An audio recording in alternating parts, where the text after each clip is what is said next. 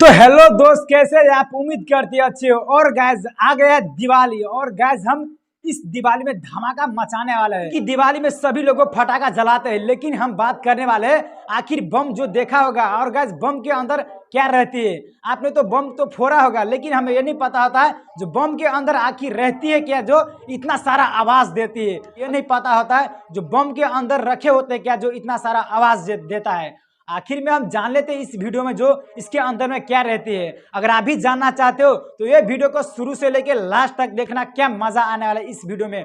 और गैस ये वीडियो सिर्फ देखना के लिए है, आप भी घर पर मत ट्राई करना ये एक्सपेरिमेंट। तो गैस चलिए बिना देरी किए हुए अपने वीडियो को शुरू करते हैं।